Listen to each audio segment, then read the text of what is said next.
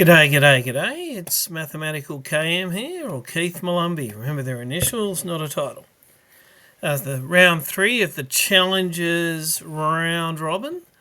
And I was playing Tom Hewitt, who's 235 higher in the ratings. He may even be the top seed in this Challenges round robin. And look, thank you for being a subscriber, Tom. Tom is a subscriber to the channel, and so he's seen the odd water horse game.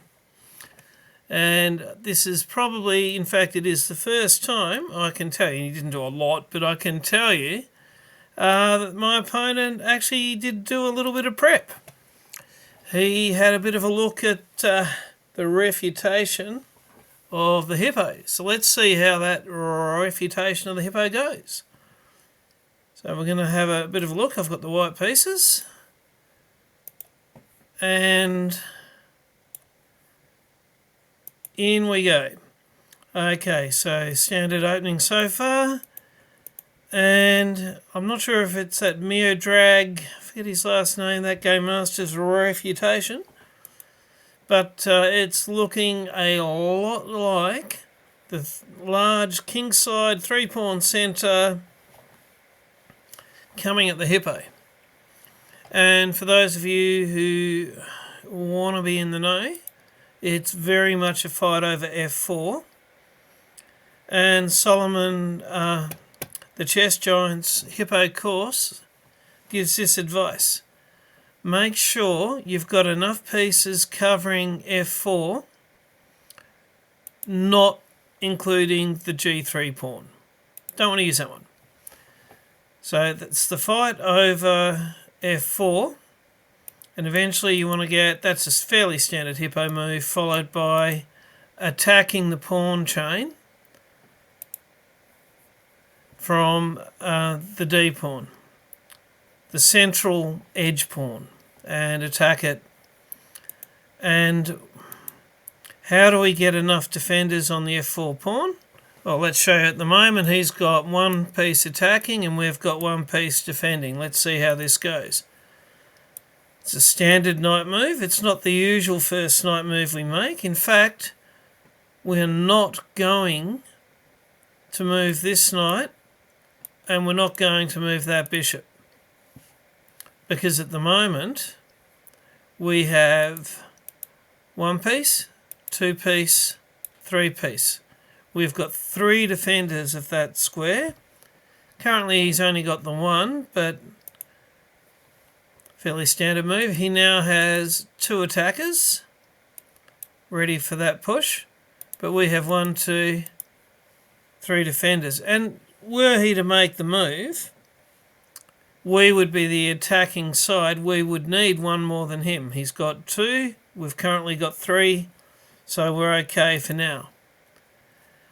Wasn't sure how necessary this was, but I have gone the prophylaxis here. I know it's nothing to do with the fight for f4, but I just didn't want a check which we would normally respond with that knight coming in there, and then he could go back and our knight would be stopping the bishop from being one of our pieces on that square. So just to make sure that didn't happen, and there's a question for Solomon and the other hippo players about any value in a3 before b3, which is the move that I think is given initially in Solomon's course. He's castled.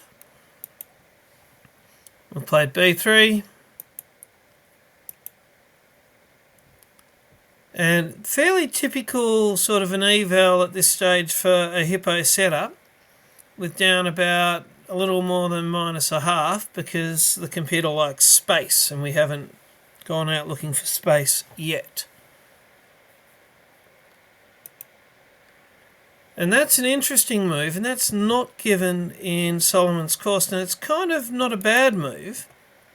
It does restrict his knight, but, and here we come, if that all takes place there, I think one of the main goals of what we're trying to achieve here is to win a central pawn and lose a flank pawn. And if he were to take us there and we take back with the b pawn, then he's lost a central pawn and we've lost a b. So, that would be good. But what does he do? He's upping the ante on f4. We now have 3 pieces going for f4. It's interesting that given all that firepower coming this way, the best move for me is to take it back to level, is castling kingside at this point in time. But what I have gone for, and I'm thinking at this point already, that if I have my queen here and I take, I was thinking about if he takes back with a pawn, then if I get the ladies off, that sort of diffuses his attack somewhat. That's lots of arrows on the map. Let's see what actually happened. So I take. And it's interesting, the c-pawn takes back is the best move for him, but knight's second best, and he goes with the knight. So I've still got this idea of moving my queen, ready to get the ladies off after this happens. He pushes forward with his f-pawn, which he now has 1, 2, 3, 4 pieces fighting for f4. But with this diffusing the attack, my plan to get the ladies off and rearrange things a little, I swing that into action right here, right now. We take the knight. His best move, his only move, if you look there, is taking back with the pawn. And now the top move for me by far is the ladies come off. And it's at this point that interesting that the computer is recommending g takes the f-pawn. That would leave the g-pawn open. I mean, I guess my king's still in the middle. If I was going to commit to keeping my king in the middle, I'd take back with the g-pawn. But second best is e takes the g-pawn, and I've gone with that. And he's brought a bishop in. Just quietly, what was best for him? Knight c6, developing the knight. But he's brought the bishop in. And at this point, my best choice, and it brings it back to level, is just getting rid of that e-pawn. And second best, knight b, developing to c3. And third best, which I believe is what I was thinking about, was d4. So either of these, if he takes with the pawn, I'm not going to lose my g-pawn. I thought about that. I'd be taking back with the knight. And if he takes this one, not only does the knight develop, but it's threatening the bishop. He takes, I take, it's threatening the bishop, and equality has been reached at around about move 15. Which is not bad for a typical hippo. And coming through the Austrian attack, the refutation, it's actually not too bad at all. And he's brought his bishop in. And this is where it starts to turn around a little for me. And I thought this was cool. I know you can't castle out of check, but the rook's been threatened. And it was the top move for white. Castle the rook out of the check-ish. Check on the rook. And now we're plus half a pawn for white. And we did win a pawn in that big exchange as well. But he's got a little more development. We're up a whole point of material, but it's only plus 0.5.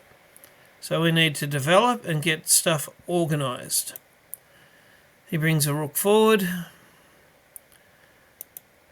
And bishop to e3, protecting the knight and organising around. That was one of the best moves for me. He's brought a knight out, and as it is, I've got 4 on 2 on the king side with the pawns. True, 2 of mine are doubled. And 2 versus 2 over on the queen side. For the next little while, it's going to be a big fight for the d5 pawn. And it's up to plus 2.6 because I've equalised a little bit in development, and we've got the pawns organised that way.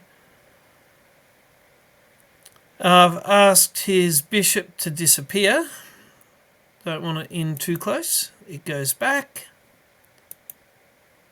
I develop my other knight and connect the rooks. We're still plus 2. And we've now got 1 attacking piece on the pawn, which is actually currently hanging.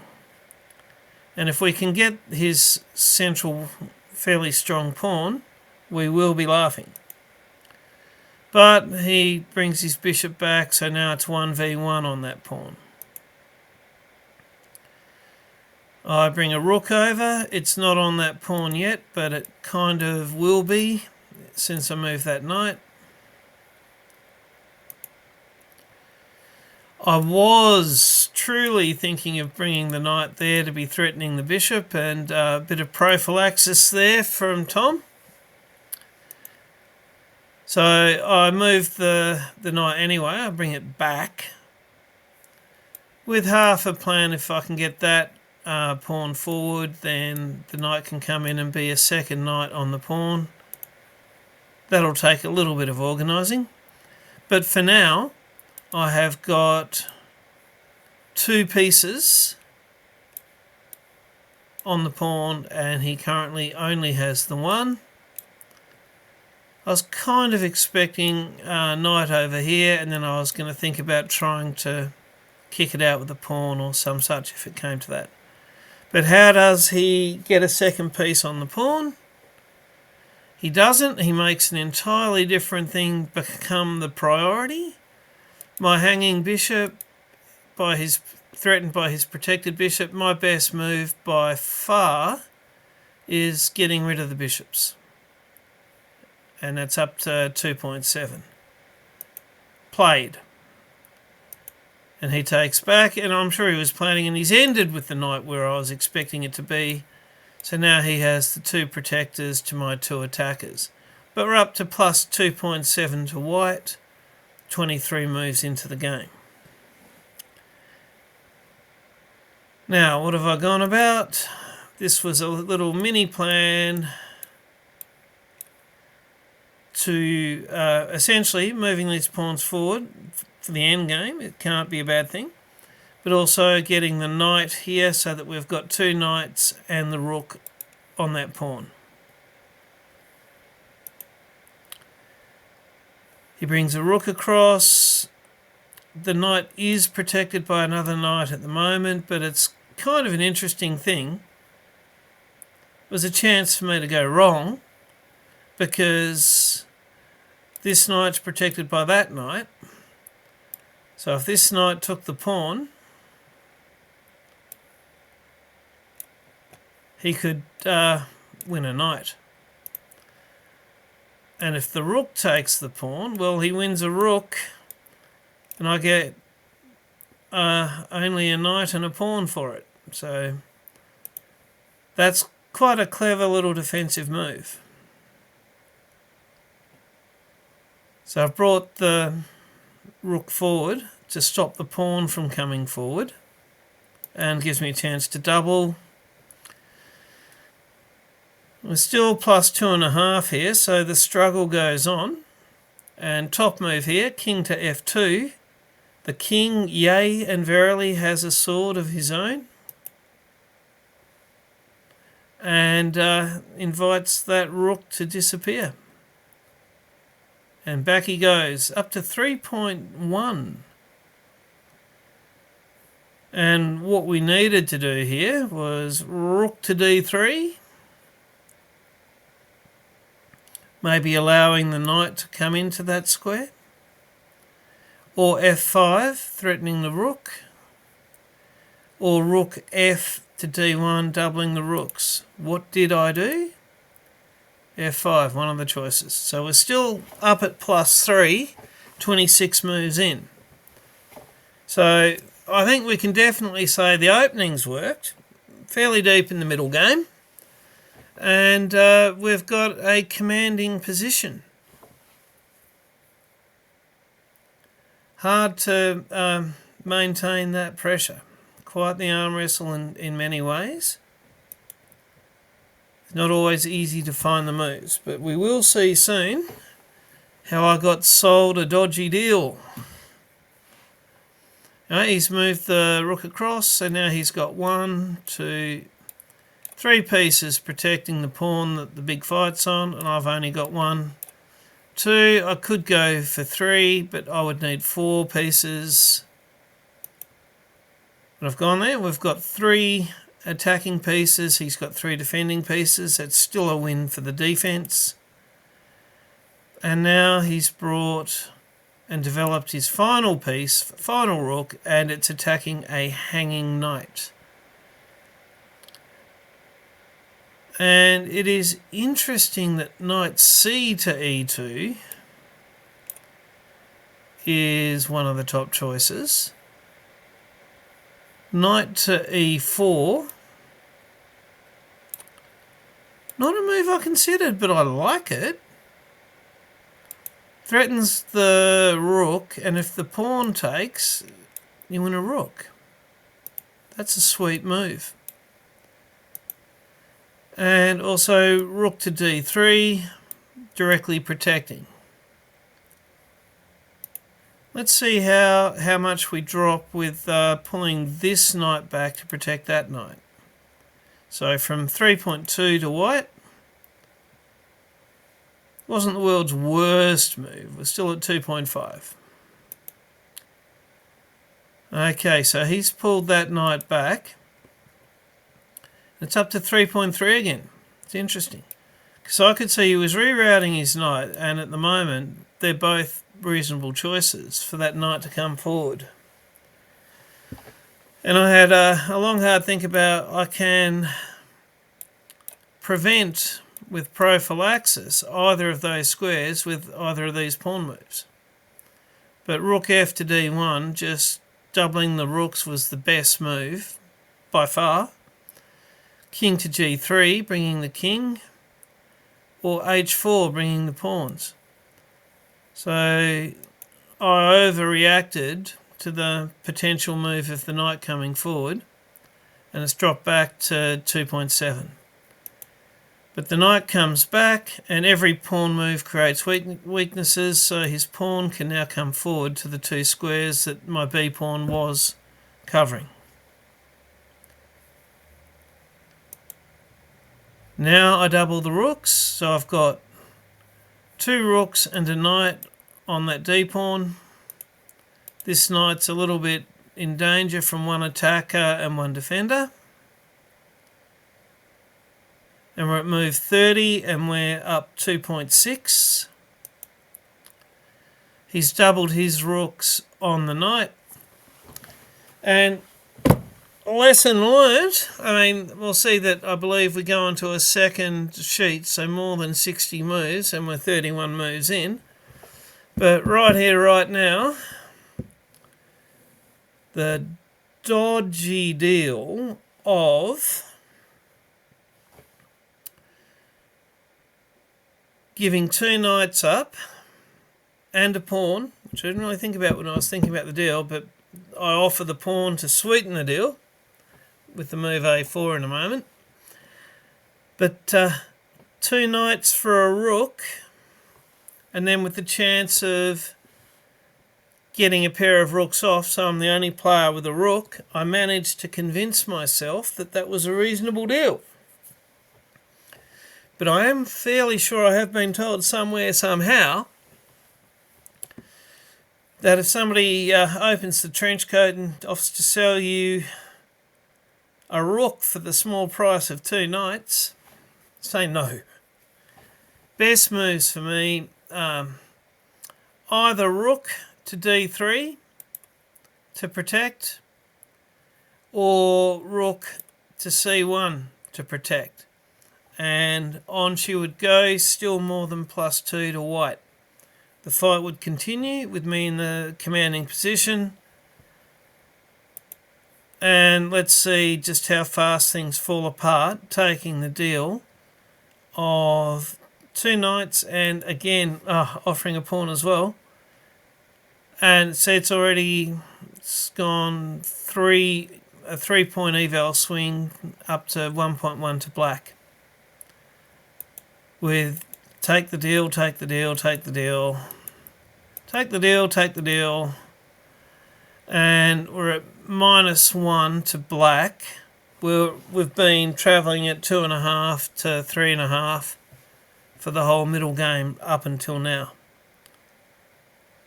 So again, you're the hippo, but that's just a lesson learned for normal middle games of not taking that particular type of a trade. Okay, so we're going to try and make something happen with our 4 pawns versus 2, and we also have a rook. Okay, and I figured the last thing we want is that knight checking us. So probably here we go. It's attacking the rook. At the moment, and it's not possible, and we don't want to get there, and this is the only open file, but lining the rook up on that knight, were we able to get the rook here, checkmate unless he blocks with the bishop, and then you'd win the bishop, and then the king would have to come out, but that would be so good that it's just not going to be allowed to happen. That knight's not going to move. Might be interesting to see if we can make it move with the king, but unfortunately kind of combobulated nicely. The king cannot threaten the pawn to then make the knight move. So what do? He's bringing his king out. Let's throw the pawns forward.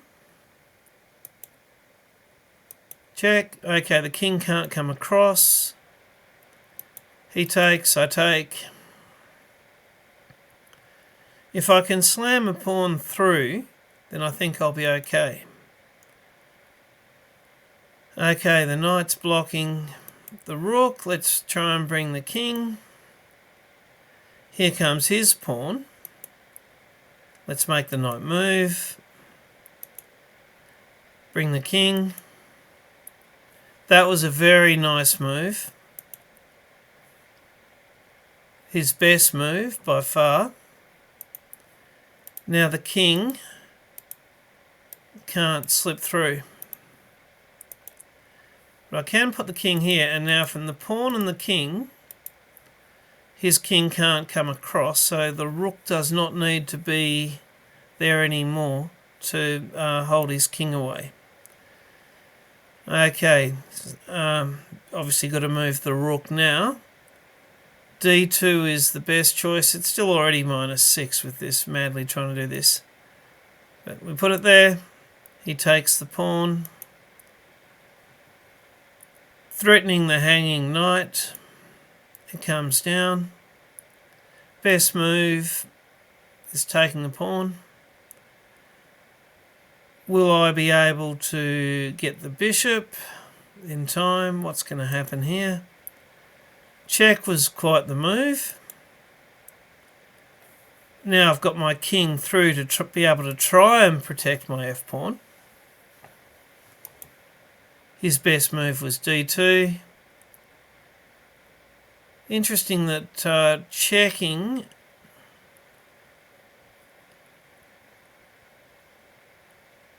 and then taking It's still bad, but checking and then taking the bishop and then trying to get my pawn through could have been better than rook down. Okay, if he queens, I lose the rook. But pawn forward. He's only got the one good move, and he's calculated it out well, and that's lose the bishop for the king, queen that. Now it's a king and 2 pawns versus a king and 2 pawns, and you'll notice that no matter what I do, it's already mate in 19. I do wonder if Tom had thought it that far ahead. 2 pawns versus 2 pawns and a knight. But I do have a closer pawn, which he is going to... Okay. It's a race, but his pawn being in front of mine just makes it that too hard, in fact. And perfectly placed queen. Zugzwang, really, that's the only move, and then the queen takes the pawn. That's when I shook his hand. So well done, Tom. But the only good side, and looking for lessons, is Tom's 235 above in player rating, and prepped a little, watched some videos on how to refute the hippo with the pseudo-Austrian attack. And let's come some 30 odd moves in. We're at plus 2.4 to white. Upper point of material. Things are going sweet. So excellent endgame play, and way to capitalise on the mistake that I made at move 31. So well done, Tom. But pushing a player that much higher in the eval, and who had prepped for the hippo, move 31, taking it to where it was. Fairly happy with that game. And don't do the dodgy deal of 2 knights for a rook and a pawn. Anyway, I'm enjoying this round robin. I'm getting to play, I think pretty much I was the lowest seed, so it's excellent practice of the hippo against players that are expected to win, and I think we're pushing them. So go the water horse. Bye for now.